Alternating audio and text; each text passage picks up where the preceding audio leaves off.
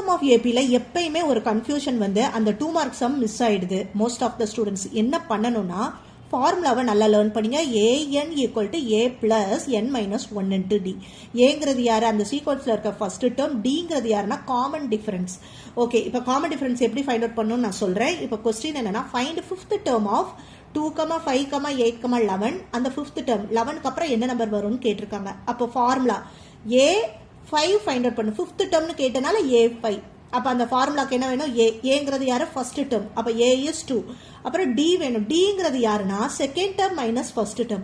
So here second term is 5, first term is 2. 5 minus 2 3. Okay, இப்போ a5 equal to n இருக்கிற இடத்துல எல்லாம் 5 போடணும், a இருக்கிற இடத்துல 2 போடணும், d இருக்கிற இடத்துல 3 போடணும். அப்போ நம்ம போட்டாச்சு. இப்போ சிம்பிளிஃபை 5 minus 1 4. 4 into 3 நம்ம என்ன பண்ணிடுவோம்? 2வையும் 4ஐயும் ஆட் பண்ணிட்டு 3ஆல மல்டிபிள் பண்ணுவோம். அதுதான் big mistake. So first 4 into 3 12. 12ஓட தான் இந்த 2வை ஆட் பண்ணணும். This is BODMAS rule. Okay, அப்போ நம்ம ஆன்சர் a5 ஈக்குவல் டு 14. இப்போ உங்களுக்கு ஒரு question. Find the fourth term of sequence 5, 9, 13. What is the fourth term? இதை ஃபைண்ட் அவுட் பண்ணி கமெண்ட்ல ஆன்சர் பண்ணுங்க. தேங்க்யூ.